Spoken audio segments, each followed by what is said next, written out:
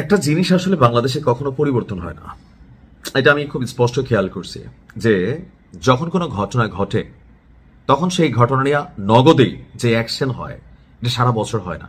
আপনাদের খেয়াল থাকার করা ঘটনা মেধা, এটা নিয়ে ছাত্র যখন প্রটেস্ট করলো, আন্দোলন নামলো, দিন শেষে আওয়ামী লীগ সরকার যখন দেখলো যে ক্ষমতা হারাইতে হবে, তখন হুট করে তারা এই যে কোটা মেধা এটা নিয়ে যে দাবিটা ছিল রাতারাতি মাইনা ফেললো। কিন্তু এতগুলো ঘটনা, এতগুলো জীবন, এতগুলো প্রাণ জুড়ে গেল, তখন যখন তারা বললো যে আমরা দাবিটা মানছি, যারা আন্দোলনকারী ছিলেন বা সাধারণ জনগণ মনে করলো এটা প্রথমে কেন মানলেন না, মানতে তো পারতেন। এখন দোষ কি শুধু আওয়ামী লীগ সরকারের চরিত্রে? না, এই যে ইউনূস সরকারের চরিত্রটা ঠিক একইভাবে। ওসমান হাদির হত্যাকাণ্ডের ইস্যুতে ইনকিলাব মঞ্চের যে দাবি দাওয়াগুলো ছিল, বিচারিক প্রক্রিয়া যে দাবি দাওয়া ছিল, দীর্ঘদিন যাবৎ কথা বলছে, পোলাপাইন মাঠে নামছে। এমনকি আজকে যখন জাবের আমাদের জনগণের সাথে পুলিশকে মুখোমুখি করে দেওয়া সরকার যারা থাকেন ক্ষমতাশীল, তারা যখন জাবের যখন গুলি খাইলো, সারা বাংলাদেশে যখন প্রটেস্ট হওয়া শুরু হয়েছে, এখন ঠেলা খাইয়া অন্তর্বর্তী সরকার বিবৃতি দিচ্ছে। But why right now? মানে ঘটনাগুলোর আগে কেন না? আপনাদের কি শিক্ষা হয় না? এই দেশটাতে আপনারা তো থাকতে হবে, মাথায় রেখে না? আচ্ছা, এখানে কি হয়েছে? হুট করেই হাদির ঘটনার যে তদন্ত জাতিসংঘের আন্ডারে ইনকিলাব মঞ্চের দাবি ছিল, তো জাতিসংঘে চিঠি পাঠাবে অন্তর্বর্তী সরকার। আজকে কিছুক্ষণ আগে জাতিসংঘের সংশ্লিষ্ট দপ্তরে চিঠি পাঠানো হবে বলে অন্তর্বর্তী সরকারের বিবৃতিতে বলা হয়েছে। তো বিবৃতি যদি দিবেনই ভাই, তাহলে জাবেরকে কেন গুলি খাইতে হইল? মানে রক্ত ছাড়া কি এই দেশে কোনো কিছুই আদায় হয় না? বিবৃতিতে বলা হচ্ছে যে শরীফ ওসমান হাদি হত্যার বিচারের দাবিতে 5ই ফেব্রুয়ারি 2026 বিকাল থেকে ইনকিলাব মঞ্চের ব্যানারে রাষ্ট্রীয় অতিথি ভবন যমুনার সামনে বিক্ষোভ শুরু হয়। যমুনা এবং এর আশেপাশের এলাকায় বিক্ষোভ নিষিদ্ধ থাকা সত্ত্বেও, তো নিষিদ্ধ করলো কে? ডক্টর ইউনূসের সরকার। কেন? কারণ এখানে ডক্টর ইউনূস থাকে।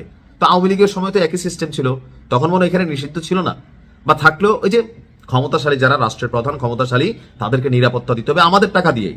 এই যে পুলিশ তো আমাদের টাকাই চলে, তাদের বেতন চলে। আর পুলিশের বিষয়ে আমি বারবারই বলি, গরিবের সন্তান চাকরি বাঁচাইতে উপর মহলের অর্ডার ফলো করে। তো বলা হচ্ছে কি, নিষিদ্ধ থাকা সত্ত্বেও আইন শৃঙ্খলা বাহিনী প্রথমে বিক্ষোভকারীদের বিরুদ্ধে কোনো ধরনের বল প্রয়োগ করে। ওই যে গণহারে কথাবার্তা, আইন শৃঙ্খলা বাহিনীকে কেন বিক্ষোভের জন্য মানে চাপ প্রয়োগ করতে হলো, মানে ছত্রভঙ্গ করার জন্য আপনারা কেন এই বিবৃতিটা আগে দিলেন না? কেন জনগণকে এবং পুলিশকে মুখোমুখি করে দেন? আপনারা পাবলিকের কাছে পুলিশের ভিলেন বানাই দেন, পাবলিক পুলিশের উপর গোস্বা ঝাড়ে, থানা পোড়াই দেয়, জ্বালাই দেয়, পুলিশে মাইরা ফেলে। কারণ এই পুলিশ আবার কখনো বাংলাদেশ পরিবর্তন হইলে দেখবেন এখানে আবার অনেক পুলিশ মারা গেছে। কেন? আওয়ামী লীগ এখন যেভাবে বিভিন্ন থানার ওসিদের, এসপিদের হুমকি দিচ্ছে, আপনাদের বাড়িঘর নোট আসলে কিন্তু তারা নোট রাখতেছে, এমনকি আসলেই এরকম শত শত পুলিশে মাইরা ফেলবে। এটা বাস্তবতা বাংলাদেশে। আমরা এখন কিন্তু এগুলাই দেখবো হয়তোবা। এখন পুলিশে জনগণের সাথে লাগাই দিয়া, রাজনৈতিক দলগুলোর সাথে লাগাই দিয়া, যেই চেয়ারে বসে সে তার নিজস্ব সেফটি চিন্তা করে। এখন বলতেছে যে বিক্ষোভকারীরা ব্যারিকেড ভেঙে, তো বিক্ষোভ তো হয়েছে, শেখ হাসিনার বাংলাদেশ থেকে এই পোলাপাইন কেমনে ভাগাইছে? এরকম আপনার মতন ভদ্র কথা বইলা একটা ছোট্ট ঘটনা থেকে তো আওয়ামী লীগ সরকারের পতন হইল।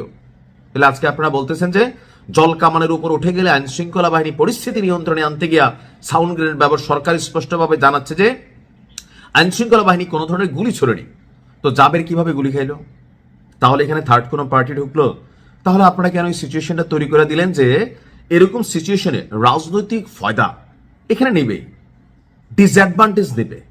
এখন দেখা গেছে জাবেরকে গুলি করা হয়েছে, আল্লাহ বাঁচাচ্ছে, সেটা রানের সম্বন্ধে গুলি লাগছে। এখন এটা কি বুলেট আমরা জানি না, বাট হয়তো জানবো। বুকে তো লাগতে পারতো, মাথায় লাগতে পারতো, তখন আপনি কি করতেন?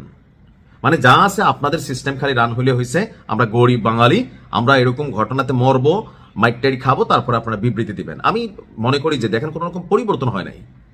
এখন অন্তর্বর্তী সরকার বলছে কি, আপনার আব্দুল আল জাবের সহ 23 জনকে আপনার চিকিৎসা গ্রহণের জন্য তারা ঢাকা মেডিকেল কলেজে তারা সকল ধরনের ব্যবস্থা করতেছে।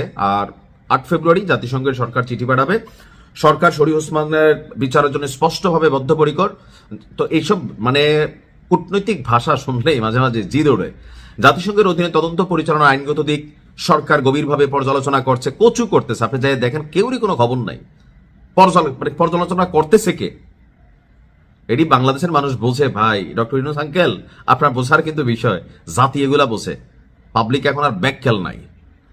যাই হোক, আমরা মনে করি এমনকি দেখেন বিক্ষোভকারীদের উপর মাত্রাতিরিক্ত বল প্রয়োগের যে অভিযোগ আসছে তা সঠিক নয়। তা আওয়ামী লীগ সরকারের সময় তো শেখ হাসিনা এগুলোই বলছে। না না না, এই যে তোমরা দেখা যায় গণমাধ্যমে সব ভুয়া মিথ্যা, হাসান মাহমুদ এগুলোই বলতো।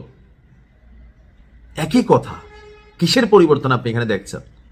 কোনো কিছুই না। তাড়াতাড়ি নির্বাচন দিয়ে একটা রাজনৈতিক সরকার আনেন, তখন আমরা কথা বলার সুযোগ পাবো। ভালো থাকুন, আসসালামু আলাইকুম।